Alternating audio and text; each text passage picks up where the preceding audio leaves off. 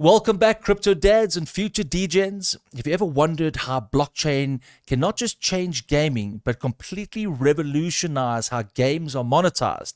Today's the episode for you. Yeah, we're sitting down with a man on a mission, Timothy Tello, CEO of Ethics, who's redefining how players, developers, and advertisers interact through blockchain powered tech. And trust us, Tim has a story that'll make you rethink what's possible in gaming. Appreciate that. Tim, welcome to Dad's Gone Crypto. To kick things off, let's talk about you. Can you tell us about your journey, where it started, and what led you to build Ethics? Yeah. Well, first of all, thank you guys for having me. I really appreciate it, and I'm pretty sure this is gonna be really fun. Yeah. So I started in video games, traditional Mm. video games. So I've been in the video game space for well over a decade. I built out a couple studios. We built one of the first language learning games. We built one of the first influencer gaming companies, and then one of the first games ever went on Game Pass. And so we worked with indie developers at Xbox and Chris Charla and crew, and all those things kind of led me down the pathway that I'm on now. So when I got into gaming, over a decade ago, free to play was the big thing, and I really think that Web3 and free to play have a lot of similarities. Both were hated, and so very much so hated. But if you imagine, a game you download on your phone today, if you had to pay for it, how that would mess with your mind, how you would immediately say, "I'm not paying for this." Games on my phone are free. Um, that didn't exist, in 2014, 2015, and as people were doing it, Nexon, so one of my best friends, Chris Cross, went to work for Nexon. Him and I had built some studios together, and he built MapleStory, which we know is now an Avalanche. But the original idea of MapleStory that JJ had was to have a token, the Nexon token, that went to every game, and they couldn't figure it out. And at the same time, I'm at E3 before it gets shut down for good, and talking to Cliffy B, the creator of Unreal, and he's telling me about Fortnite before Fortnite comes out, and how it'll be the first free to play game on console. And I said, that doesn't make sense. And, the European Union is, consolidating into the euro. And I'm like, that doesn't make sense. And I'm like trying to like understand all these things in my mind. At the same time, I've been in crypto since 2010-ish when, I'm a person that grew up in Austin that is no longer in Austin, but was one of the first real entrepreneurs in the crypto space. Not a legal entrepreneur, but an entrepreneur nonetheless. I knew him, and he used to give us Bitcoin for beer, and so I've always kind of been in it. And I was like, I think blockchain can solve the problem you're having, Chris. I think this European Union thing, it could be done in games. We could have massive consolidation of gaming tokens. We could have these big walled gardens. And then Roblox did it, right? Like 2015, Roblox switched to a single currency model that doubled their revenue every year for 7 years. And so, the proof is in the pudding. And that's when I built the first blockchain gaming company. It was 2016, and it kind of led me to this very moment. Wow. Yeah, so you have been in the trenches with gaming and Web3 since pretty much the beginning here. So I know you've touched on it a bit, but what was that one problem that stood out to you and, the most that really made you think I need to fix this problem? It's auditing. So the blockchain does one thing really, really well, right? It's a digital ledger that Mm. shows you the life cycle of any coin or any token. So that life cycle matters in a video game. A lot of people think that like EA or Ubisoft, they make the games that they produce, and that's not true. Mm. They're a publisher. So essentially, a publisher is really like the money man slash marketing company. That's what they do. But there's a lot of revenue shares. There's a lot of people out there that are supposed to get some kind of cut. Now, if I made a game with Sean and then I made a game with you, Ryan, but the token and both of you get a revenue share. Let's say a guy came and bought a token out of Sean's game that him and I built, but then they use the token in your game. That's a problem. That's a problem that's very hard to solve because Sean's like, wait, wait, wait, you owe me money. And you're like, no, no, no. But he used it here. You owe me money. Where does the money go? And so understanding the life cycle of that token really matters. And Roblox hasn't quite gotten that right. Roblox takes about 60% of all the revenue of all the games. And it doesn't matter who bought the token because you bought it in one game. We are Roblox. We own the token. So it only matters where it was spent. And I don't know if that's true because I think in the real cycle of gaming, you know, retention is the most valuable commodity. And if you understand how that works, birth is great, but let's put it in terms of human life, right? Where you were born is a good thing, and you may have some sort of affinity to where you were from. But where you grew up defines who you are. I might have been born in Colorado, but I grew up in Texas, right? Or something like that. That's not true in my case. I was born in Texas, grew up in Colorado and Texas, but let's just use that as an example. I might have been born in, California, but grew up in Texas. That's a good, very big difference in people. I'm a Texan. I might have been born there, but I'm a Texan. And so that stuff matters, where you die. Also, you may have an affinity to that. But where you lived matters so much more. You are attributing to that economy, whether you are spending that money or not, doesn't matter. And so let's go back to the dilemma between you and Sean. And let's say I spent 80% of my time in Sean's game. Before I came and tried your game, Sean deserves more money than you do because I am a resident of Sean's game. That is the problem that blockchain solves first. The second problem is digital rights management. This is a big issue too. Like people don't really like quite contribute unless you're very much, a legacy type player like me. But like I've still never deleted my first Pokemon Blue ever because the Blastoise on that game is mine, and it will be mine forever. Now the blockchain would allow that Blastoise to live on and I could start a new game and I could move him from one place to the other. It doesn't have to go outside of Pokemon's ecosystem. It could stay in Pokemon. That's fine, but it can live on. Or I could start a new game and replay that title. One of the guys that we work with, and a good friend of mine, Alan from Freeverse, they're building NFTs that evolve. So imagine getting Tom Brady in the fifth round when he's trash, or the sixth round, whenever he was, and then building him to 2007 Tom Brady with Randy Moss, and then being able to sell him at his highest point. But then there's regression. He gets older. He goes to Tampa Bay. He wins one out a miracle. I don't know how he does it, right?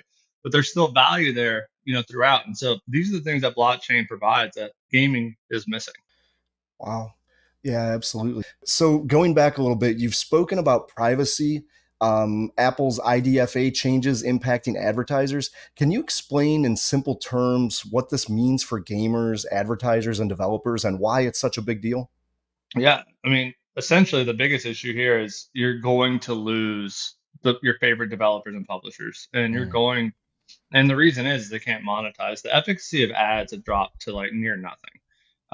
And that's really bad for the video game industry because you don't see video game ads that actually ask you to do something, right? They don't ask you to more outside of like maybe download another game, but they don't ask you to like, click on this to go buy this item, right? It's not that kind of ad. It's more of a branding ad. It's like, oh, Pepsi Cola, da da da da da. Oh, you have this food company, da da da da da. Oh, you like Pop Tarts. It's like Saturday morning cartoon ads, right? Like you get the Reese's Puff cereal ad inside there.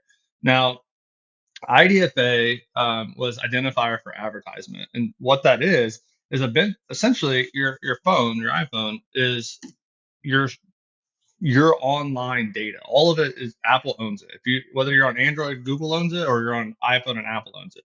They've been using that data and they've been monetizing you like crazy. Like people don't realize, but this they lose money giving you this. They make money as you use it. That's where all their money comes from. Most of the money from Apple does not come from the sale of iPhones or MacBooks. It comes from the sale of your data that you don't really realize that you're giving them permission to use. Now, the blockchain is naturally and inherently decentralized. I don't know who you are, and that's a good thing. Your data is your value. It's your Mm. online essence, if you will, right? And so other people have agreed that these companies are taking advantage. Facebook, Apple, Google, etc. So there's laws across the world. So in Europe, you have like GDPR. In America, you have CCPA, COPA compliance, etc. And basically, it makes it illegal to use your personal information to advertise to you. So I can't say, okay, this person looked at this dog food, so I'm just going to advertise dog food to them. And I can't say, oh, this person went to this website and now I know that. So I'm going to advertise these things that are, synergistic to that. That's against the law. And so now you probably have seen on every website, it's like yes or no at the bottom. It says, you have to, as soon as you get on, you have to click yes or no. And they're going to change that too, because it makes you feel as a consumer that if you don't say yes, you can't see the website. They're going to just turn it off. And Mm-hmm. that's again, they're taking advantage of you. And so by telling them yes, you're giving them express permission to utilize your data for their own money. They can't do that in games. And so all these ads that used to make all these free to play games run are worthless. They don't make any money. So Unity in 2022, this all went into place in January 23, but December 2022 was worth $50 billion. Unity is the largest video game engine in the world, but they make all their money because they're all their games are on mobile. Like 90% of the Unity games are mobile. All they source all the ads through their SDK that goes in those games. Wow. That's how they make money. They went from 50 billion to $8 billion in market cap. They lost 40 some odd billion, $42 billion in market cap in less than 6 months, which is unheard of a Nasdaq company. That sounds like a hot Tua token, right? It just went from 100 to zero overnight, and it just doesn't happen on the Nasdaq. And the reason is they were unable to monetize, and everyone in gaming is unable to monetize. You see companies like Voodoo, who have the largest free to play platforms in the world, buying companies like Be Real, just praying that they can get some kind of data to serve ads, and it's just not going to work for them. Wow. Incredible. All right, Tim. So, let's move on to the fun stuff. Ethics, what exactly is it? Explain it to the person that's just tuning in and, briefly, almost like an elevator pitch. How is it solving that problem? Yeah, so ethics is just like what the name says, ethics, right? We're an ethical monetization platform for video games.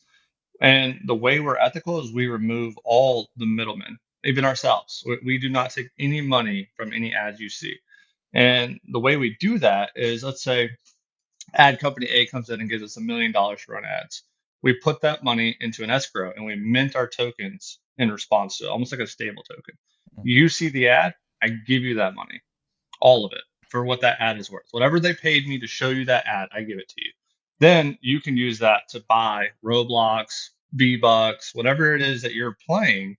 And then I go to those companies and say, hey, let me buy at a discount those tokens. Let me get you conversions. Let me help you with this. And it's a win-win-win on all sides, right? One, by cutting out Apple, Facebook, Unity, right, we've saved almost 40% of what every dollar goes to. So out of every dollar of ad spend that's going into gaming, only about 40 cents actually gets back to the developer publisher. And then the actual attributed value back to the player is less than like 15 cents. And so it's not really valuable to use. Now, I mean, I'm sure anyone that's playing a mobile game will like, oh, I watched this ad and got like, 3 coins. What am I going to do with 3 coins? I got to watch 12 more ads before I have enough to Yeah. do anything. That's a problem. But if we cut out all the middlemen, then we could fix that problem. So I give you the tokens, you trade those for the ones you want, or you move them off and you sell them on an exchange. There's grinding mechanics in it. Now, I go to Roblox and say, sell me Robux at 70 cents on the dollar or 80 cents on the dollar. And they say, sure. So what happens is I burn my token out of existence. I send an API call for them to drop Robux into your account. And then they just invoice me net 30 for the 80 cents that I owe them. And I keep 20 cents out of the escrow, which goes back to the token itself. So we have a two-piece model. We are also the credit card processor of all of these transactions. And that's how we get our data. So we are recreating a custodial wallets into cookies. So just like your social security number in America is how the government tracks you, right? We can look at it the same way. A custodial wallet's a digital ID on the internet that doesn't represent you as a person, but every little item you like. So a good example would be like, let's say you're buying, you're playing Gran Turismo, you buy a Porsche in Gran Turismo. I can know at a very micro level that you're a Porsche connoisseur, you like Porsche cars, and I can advertise to you based on that. And I can reward you for the things that you actually do like. And I can look at it based on your consumption in video games. So instead of having to wait to sell someone can afford, a $600 whatever, or $1,000 whatever, I could see it when they're at 1 penny, 2 pennies worth of value in a game. And so we take that very micro level consumption and then we reward you for your data. Because in our opinion, your data is your essence, and you should be paid for the time that you spend, no matter where it is, to watch games, watch ads and commercials. you should be paid for that, not the people that are producing it. Amazing. So you've created basically a gaming wallet that the end user will use in order to get paid in this way. Basically, you're getting ad revenue from them, and it's going back into that wallet. Is that how it works? I mean, we have a token, but we have a custodial wallet system that we've built. You don't have to use our system. Okay. We collect your data in our system. So we have a layer one on Avalanche that collects all that data, and we attribute it to custodial wallets, and we tokenize that data. Now, the actual game could be a Web2 game. It could be a Web3 game, and it could have sequence wallet in it, or it could have Phantom wallet in it. That doesn't really matter to us. What matters is that we have an ability to actually reward you for the time and data that you consumed and used directly into whatever wallet it is. So we'll airdrop it directly to whatever wallet you have connected, or if it's in a game that doesn't use Web3 or in a game that maybe is like 2.5, we'll drop into a custodial wallet that we provide for them, or we'll drop it through an API call directly into your Roblox account. Wow. Very, very cool. I think it's just incredible because often, we watch YouTube adverts and then like, oh, it's another ad. Quickly wait for the 10 seconds and just click next. But now, Yeah. if I'm incentivized to watch the whole thing, I'm like, okay, what have they got to offer? I'm getting tokens anyways. It just so the advertisers, they get full attention on their adverts as opposed to 15 seconds and passing off. So I think it changes the model, and therefore they can pay more for it because they got basically more engagement. So technically, you'll be able to see ads versus viewer engagement, and if there's a higher return on investment, therefore you can charge the advertisers more money because they're getting greater return on investment. Which then goes back to you, the consumer, because you're the one consuming the time. Yeah. Yeah, and I think one of the reasons a lot of people pass ads is because they're just like splattered at you, right? Mm-hmm. They have no, like, why are you showing me an ad of a cat? I don't even like cats. Like, I don't need this ad. Like, why are you showing me an ad of a vacuum cleaner? I don't care. Like, my wife buys the vacuum cleaner. You picked the wrong person. Let me see something else. When we get down to like the very core levels through microeconomics of what you like based on the things that you're buying in games, we can really start to pinpoint what ads we should show you. And I think that matters also too, to how well you attribute your time to it, and your actual presence of paying attention to that ad. Tim, just a follow-up question. You said something about a token burn. So I get paid tokens and then the token burns. Is that right? When I use it, does it burn? Or how does So, that work? so And how does it the fluctuate the price of the token? Yeah, so it's a two token model. And it has a bonding curve, and so as tokens burn from one token, which is the ad token, it is directly reflective on the value of the marketplace token. So as I was saying, like when we pull the money out of the 20 cents or the 30 cents, Mm-hmm. whatever it is, that all gets attributed directly into the foundation. The foundation owns the ad model. So how we do it again, we have the U.S. entity owns the credit card processing. We run all the credit cards, all the debit cards. We have 700 different payment types in 200 different 200 different regions. We can't say countries, but basically 200 countries, 200 regions around the world, where we can be literally an exchange. We think that one of the big issues for all of gaming is that you can't, in all of Web3, you can't buy a token or whatever you're trying to buy right there. Mm-hmm. And there's that paywall, that 3-day paywall is a big deal. I had to go to Coinbase, I had to put money in, I had to wait for that money to settle, then I could send it out, but it doesn't settle for 3 days for me to send it out. And I've already forgotten about it. I've already Mm-hmm. got to go back. And so it's just not a good model. So we could do pay-ins and payouts right in the apps, right in the games. We have all that technology. That alone makes the incorporation money. It also collects all the data. And that data is then licensed to the foundation.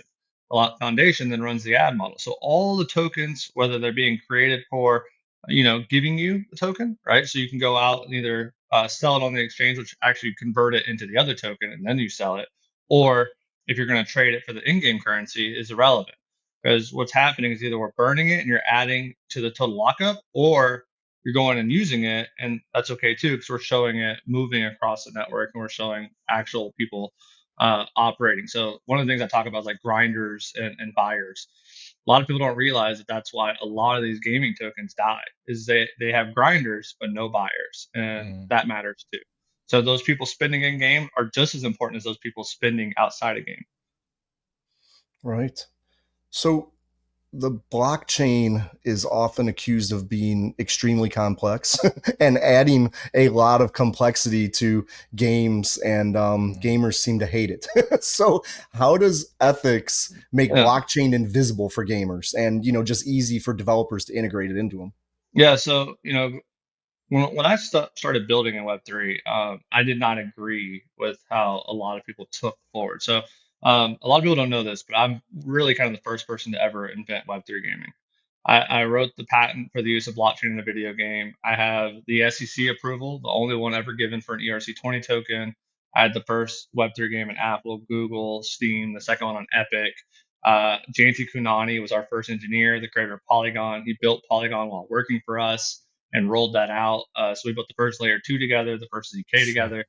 The whole what we know of Web3 today started in 2016 at POQ. And what's unfortunate about it is there's been so many pump and dump people, Hmm. so many bad actors in the space that all the and I attribute, I'm probably gonna get in trouble for this. I attribute a lot of it to the investors. I think the Mm-hmm. investors are a big part of the problem, and we have to turn down investors at ethics that all they want us to do is pump a token, give them early liquidity. It doesn't make any sense, and you go and look at companies that have done really good stuff, like Mark Long at Shrapnel. Look at his token price over the last year. It's 92% down. Why? Hmm. Because all those investors cashed out and they left all those users that wanted to enjoy the game, that loved it, that were excited about it, they got left holding that bag.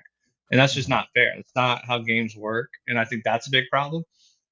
Now, some of the complexities that you're talking about have to do with non-custodial wallets. I've been on record a lot of times saying nobody cares how the internet works. They just care that it works. And I Yeah. think the same goes for blockchain. Nobody gives a shit. Like right now, we're all talking to each other from different parts of the world, but we have no idea what server we're talking to each other on. We have no idea who's hosting us. We have no idea what our ping rate is. Like that doesn't matter. What matters is that this is happening in real time, that it's working. And no, until I said something, not one of us thought about it. Mm-hmm. And so that's how blockchain should operate. Blockchain is essentially just an auditing server.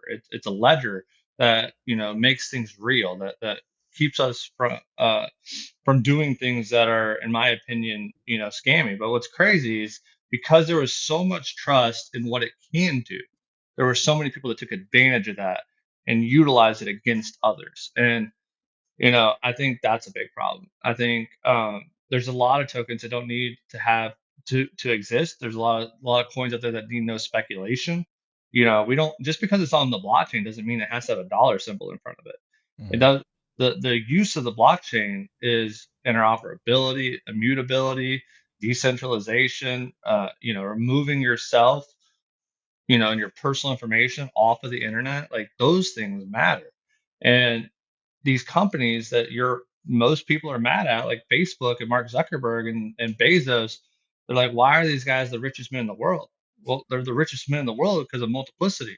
You're giving them all your data. Billions of people are giving them your data, and they're selling that data. You think Amazon is really the biggest proprietor of items in the world? No. Amazon is the greatest salesman in the world. What they do is they look at everything that you're trying to buy. They use AI to figure out what you're going to buy next, and then just smash it in front of your face until you buy it. Same with Facebook. They just literally found out who your friends are, what you like, what your friends like, and they just smash it in front of your face. But you get nothing in return for it. None of your Hmm. time, your rewards. You are the product. You're a can of soup on the shelf to them, and you have to understand how do you take your power back. And the blockchain is the only thing in the world that'll ever do that. And if we keep shitting on it, it's going to keep getting worse. We have to have people, like me and others that I've seen out there that are doing the right thing and building off of technology, not off speculation. Those things matter. Agreed. Yeah, fully agreed. Yeah, likewise. And it's important to also understand that blockchain is there to change what poor behaviors have just been accepted over the years, and it's in building great tech, then it's the simplicity of making it, like you said, invisible to their users so they don't actually even feel it. But in building a good solution to a problem, you have that rare diamond, right? But it means nothing unless you get that diamond out to the marketers. So, you guys have partnered up with Avalanche, Exola, Epic Games, because you got to get this product out. How has that shaped, and how does this partnership supercharge your ability to deliver on your mission? I think, at the end of the day, people are going to want to work with me because I've known them for a long time, right? I've known Amin and the Avalanche team for a very long time, the Polygon team for a very long time.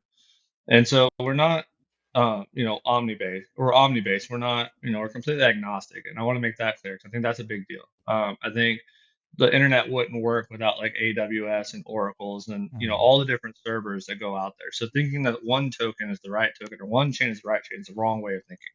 They need to all have some kind of hum, harmonization to where they have some kind of connective tissue. And that connective tissue can't be bridges. It has to be better than that. I think custodial wallets could be that answer. I think layer zeros possibly could be that answer, but we're not quite there yet. We're using custodial wallets to pull liquidity from one chain and put it on another without people having to know. Kind of like an operator from the 50s would connect you to different area codes. Now, the on the side of like Exolas and the Epic Games of the world and those guys, you know, again, coming from my background in video games, I have a leg up, right? I was the first person to ever get a Unity partnership for blockchain simply because I knew John Riccatello. We had the same last name. We kind of called each other brothers. He was the CEO of Unity at the time. And I was like, this is something that's going to be big. And I think you should trust me and let us do this. And he did. And now there's other people building, SDKs. When I got the SEC no action letter, I used that to say, hey, look, banks, we're trying to do something right. We're trying to do this the right way. The SEC agrees. They don't agree with many people, but they agree with me. Like we need to help move this forward. And the only way to do that is allow payments to happen. And so, we first went to Stripe. They're like, hey, we can't be the first mover, but we'll be second. So then we went to checkout.com, got checkout set up, then we got Stripe set up. And then, we just kept building the roadmap for everybody else. Here's the roadmap. Here's the roadmap. And I think that's gone a long way. It's gone a long way with these publishers and developers. We can build tokens that don't have any kind of crypto. We can do transfers that burn mechanism I was telling you about with the API call. Companies like Roblox are publicly traded. They cannot have crypto on their balance sheet. So it's much easier if we just burn that crypto, send an API call, and then they operate in cash. They just send me an invoice. So we've given them opportunity to have Web3 dynamics where, make no mistake, LTVs are very high. $180, $190 for an LTV in Web3 for a Web3 consumer versus $3 to $6 on average in a video game, especially on a mobile game. Now, when you give people those kind of dynamics, they start to listen, right? When you give them the retention, they start to listen. You give them a ways to remonetize, they start to listen. And until we built the ethics model for ads, there has not been a replacement of IDFA. Gaming, Unity stock has not gone up in 2 years because they're still trying to find out how to do it. I think blockchain is the only answer. And if you hold the golden key to the only answer, sooner or later, everyone has to climb that beanstalk, and they're going to come and they're going to want to use it. And luckily for me, the gaming industry is a monkey see, monkey do industry. Once one does it, two does it. When three does it, four does it. It just happens that way, right? When Fortnite became the first free to play game on console, didn't take long for Call of Duty to do the same, right? It just, Right. everyone's going to do the same. When everyone hated it and then Nexon got it right with Maple Story, you don't see non-free to play games on mobile. That's the only way to monetize. I do think we're going to see secondary markets as a new way of doing it. I think blockchain provides that. Madden and EA Sports have done a really good job of selling cards, doing different pieces, right? And giving those secondary markets. And I always give Colleen at Brevin Howard a massive amount of credit. She wrote a book on Web3 gaming and what that looks like. And in that book, she talks about Pokemon Go and how that would, be able to be attributed to games today. And had Pokemon Go just used PayPal's 3% uh, auction fees and sold on average a Pokemon for 10 cents, they would have went from making 1 billion the first year to 4 billion. And again, it goes back to grinders and buyers, right? They had a bunch of people willing to grind at first. Same with Web3 games. We have a bunch of people willing to grind at first, but Axie Infinities of the world, all the Immutable X's of the world, they didn't have buyers. They didn't have Americans buying, and so the real Web2 gaming companies have that. They have buyers. And they're going to need people like me to come in and help them build a model that makes sense. And lucky for me, I've known them all for a very long time. At the end of the day, it's all about trust. It's all about integrity. And that's why the company is called Ethics. We do things the ethical way. I would never screw someone over to make a dollar. Like I said, I turn down investors because I refuse to pump and dump. And if we don't make it out, if we don't make it past, 3, 4 years from now, it's not because we weren't working the right way. It's because we ran out of money because we didn't we refused to let people cheat other people in our name. Oh, that's fantastic. We share the same ethics here. We don't go on here shilling coins and pump and dumps and all kinds of crap like that. We're here trying to educate our audience on projects that we think are really worth it to look into, and that's why we have you here today, obviously. Some exciting new technologies, yeah. Exactly. Yeah. So you mentioned building a shared gaming universe powered by blockchain. Yep. So what does the future look like there? How far away do you think we really are from realizing that? It's not far. I think we're seeing signs of it on a regular basis. Again, going back to what I was talking about, like how these people need someone like me to help them set it up, and how Pokemon Go could have set up secondary markets. These things are going to happen very, very quickly.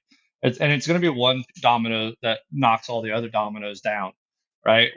Now that we can take and say, hey, you don't have to change your game. You don't have to change anything. Add this, add this, add this, or add a simple SDK. The custodial wallet that you already have, great. Leave it alone. We can tie into it. The tokens that you have, you don't have to do anything. It'll just mint them on the blockchain. Now we can create these massive think of it like a digital arcade, right? Where you have as a publisher 9 games. You can tell when someone's in a churn. The problem is, how do you get them to go to the next place? Well, it's like a Visa credit card versus a gift card, right? Why is Visa versus a gift card different? Well, one, a gift card only works in one place. Visa is a gift card that works everywhere. That is the power the blockchain provides. When credit cards were introduced to the U.S. economy in the 80s, it exploded. The economy shot through the roof. It got bigger. Our GDP went bananas. That's the power that blockchain provides to gaming. The ability to have a token that goes from one game to the other. Roblox proved it. When Roblox switched to a one token model that worked for thousands of games inside their ecosystem, they doubled their revenue every year for 7 years. A lot of people don't know this. Roblox almost died. They were struggling. They were trying to teach kids how to code. That was the original thesis of Roblox. And when they switched to like, okay, we're gonna help small developers build video games, and we're just gonna use this engine for that instead, and then we're gonna make one currency that's just good for all the games. It was mom approved, and that's a big thing too. When you understand mom approved, I know you guys are the crypto dads, but moms make all the rules, and moms Yep. decide the future of the world. So that's why VR, a good example of this is VR. VR we're not there yet, right? And the reason we're not there yet is because you can never imagine your wife or a kid's mom sitting in her living room strapped into a VR headset. You just can't. Like it doesn't compute in your brain. My wife would not do it. She's like, All right. that's not going to ever happen. Now, but Roblox has proved that moms approve the use of walled gardens and blockchain. Why? Because they could buy one gift card for their kid that is good for thousands of games. They can go to Walmart, they can go to Target, they can give their kid a $20 Robux card, and it's good for everything. Fortnite is secondarily creating that same position, right? They're coming out with the UEFN. They added, first they did like a little test. They bought Rocket League. They put that into the game. They went and got like concerts. They put those in the game, and you could use V-Bucks across this ecosystem. If Roblox or if Fortnite just like added just a little bit more, right? They've been trying to compete with Steam for a while. A lot of people don't realize this, but Unreal has their own game store. If they would just put V-Bucks to anyone that wants to come into the Unreal store like any indie developer that wants to be on the Unreal store, they would destroy Steam.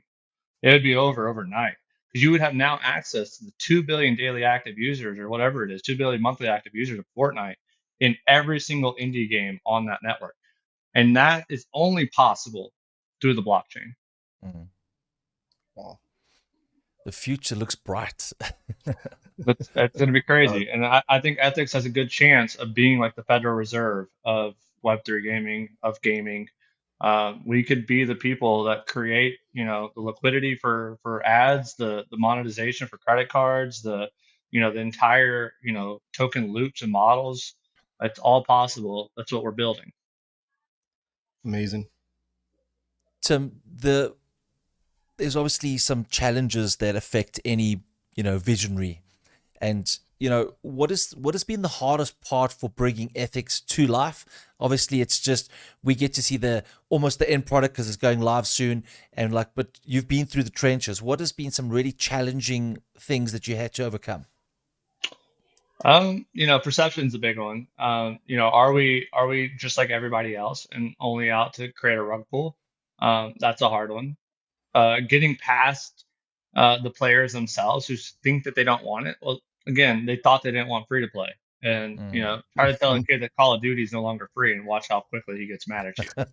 Uh, you know, I think those are the two big ones, and then for every entrepreneur in the world, raising money is always going to be hard. It's never going to be Mm. easy. Whether you have the right idea or not, if it conflicts with some other investment that they made, you're wrong, and that's a problem.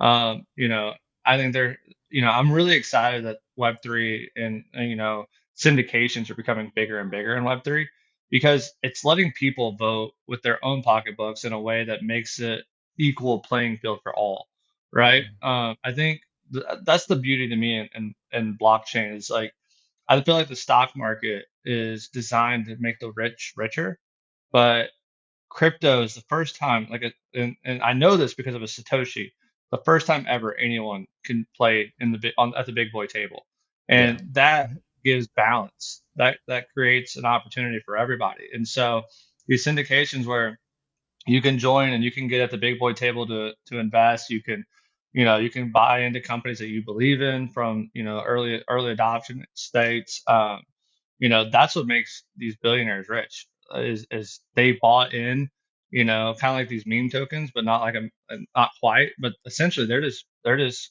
spraying and praying, right? They're million, million, million, million, million, million, 50 times because they have a $50 million fund, hoping that one hits a unicorn. And if that one hits a unicorn, boom, they've all made a ton of money. Uh, then you go on the Nasdaq and you use that to subsidize your income. You get 7% annum, and you let it compound. You get the rule of seven. So every 7 years, at 7%, it doubles. Well, most people can't afford to lock their money up for 7 years. That's a Yeah. problem.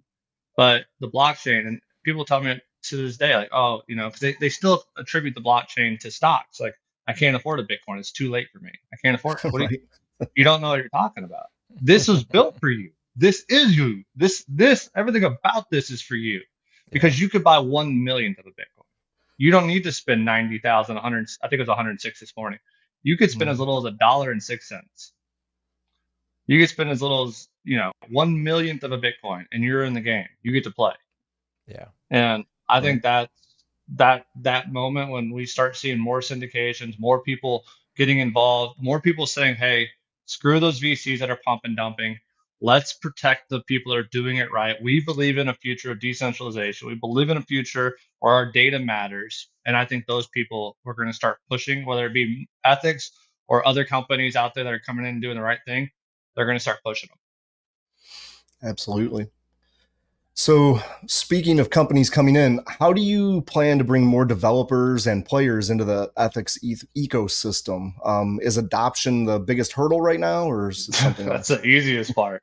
That's like so like I was telling you earlier, the credit card processing, everybody needs it. Luckily, like you had said, we're backed by Xsolla. Xsolla is the largest Web2 gaming monetization company in the world. They do like Steam, Roblox, Fortnite, Scopely. I think they process like $110 billion annually through their payment systems. Sure. Um, we were able to take what they were doing and go to their partners and to their banks and get preferential treatment. So our CTO is the CTO of Wire. He built all of Wire. He built the first neobank. He built a bunch of different products, and we were able to say, hey, we got the tech, we got the team, and we got Exola. So we were able to get credit card processing and debit card processing and ACH and crypto to crypto payments and of course ad payments before anybody else. So we can do zero minimums. Uh, we can do it anywhere in the world, 700 payment types. And so I can't think of a single Web3 company I know of that doesn't need that and doesn't need it badly. Right. Um, even people get confused. Like MoonPay has a big monopoly, right? MoonPay, like they're like, oh, Binance does that. Nope, MoonPay provides Binance. And what people don't realize is MoonPay charges like 15%. So every dollar you put in to Binance, you're losing 15 cents to MoonPay. Mhm. That's wild. Um, and so, I think that's the easy part. We're signing 5 to 6 games a week. Wow. Where we have the entire Avalanche network. We're working with Scale and Jack and those guys. We're working with Polygon. We're working with, excuse me, Polkadot and Angela Dalton. We're working with, one of our other investors is the CEO of Algorand. Like we're working with every major chain because they know they need to get away from exchanges. And it's really easy to say, hey, do you want to pay $50,000 to go on this exchange? Do you want to also then pay another 100 grand for liquidity? Do you want to give GSR 5% of all your tokens to be your market maker? Do you want to like basically mortgage your life to get on this exchange? It's not a solution that's sustainable, and ethics provides a sustainable solution. We could be the Stripe of Web3. We can give you payments, and we can do it right in your app. You don't have to lose people. You don't have to make them confused about it. We can just do it, and we can even do payouts right there. Like if you want them to cash out in your app, they won something, whatever. We can do it right there. Wow. I think my next question was where to over the next 12 months from now, but you kind of alluded to it. You've got your hands full with this onboarding. How big's the team, and what is your capacity for when you say like, whoa, let me start executing first before I take on more customers? Yeah, we have 17 now, and we're growing, piece by piece. I think as you kind of said it best, like how do you? One of the things that I don't want to do is I don't want to run too fast. Mm, That's going to create an opportunity for me to trip and fall. Um, I always kind of, and I know I kind of hated on him earlier, but I always kind of go back to Jeff Bezos on this, because whether you like him or not, he built one of the biggest companies in the world, and he did it from mm, literally nothing. And the way he did that, he's very, very famous for saying, they're like, Jeff, you have the biggest sales platform in the world. Why don't you sell anything but a book? Well, let's sell something else. He goes, until I'm the best book salesman on the planet, I'm gonna keep selling books. mm, Hey, you have to have the vision like an eye of a needle. Like everything out here is just that doesn't matter. It's what's right in front of you. And so, we're going to march forward. We're going to keep bringing on games. We're going to keep collecting data. We're going to keep signing partners. We're going to keep bringing in new ad companies and people like Procter and Gamble and Pepsi Foods, some of our partners now, companies like Monetizer and Ad Colony. We're going to do it right, and we're not gonna leave anything on the table. We're not gonna be sloppy about it. We're going to do it right, and we're going to make sure that people in gaming, because I believe that is the precursor for the rest of the world using blockchain. There's 4 billion gamers in the world, and there's 8 billion people, so that's half the world. But in the next 6 to 10 years, they say 8 billion people will be playing games, the entire population of the Earth, and we'll have a population of 10 billion, so 80%. So we can change the world, and I think that the first step is through gaming. I think gaming helps us to synchronize blockchain, and mm, if we really want blockchain to work, again, we got to eliminate the bad actors. We got to do things right, and it takes doing it a methodical and slow method, and that's what I plan on doing. mm, Absolutely. So imagine someone's just tuning in right this second. What's the one thing you want gamers, developers, blockchain enthusiasts, what do you want them to know about ethics? Stop being a commodity. Take back your data. you should be rewarded for every ad, every piece of time in your life. Time is the only thing of value that you ever will have. You trade Amen. time for the money you work at, the time at work for money. You trade time for with your family. You trade time on vacation. Time is the only thing that matters, and you should be paid for all of your time. And we plan on doing that. Tim, this has been a fantastic dive into ethics and the future of blockchain gaming. You're solving some big problems and from a different angle, which is fascinating. And this is why we like to get guys like you on the show, where you are revolutionizing the space. But thank you for your time in helping us understand more, because the devil's in the detail. And yeah, we've taken a lot away today, and I'm excited about this project for sure. Yeah, we're very excited about ethics, Tim. Very glad that you've introduced it to us and our audience. Thank you very much. Yeah, I appreciate the time. I appreciate you having me on, and I enjoyed it. For all of you tuning in today, let us know your thoughts in the comments. If you enjoyed this, don't forget to like, subscribe, and share it with anyone looking to explore what's next in gaming and blockchain. Thanks, everybody, for joining us, and until next time, see ya. Ciao, ciao. The material and information presented in this recording are for entertainment purposes only. Do not misconstrue what you hear as investment or trading advice. Always do your own research. The views, thoughts, and opinions expressed by the guests on this recording are their own and do not necessarily reflect those of Dad's Gone Crypto or its hosts.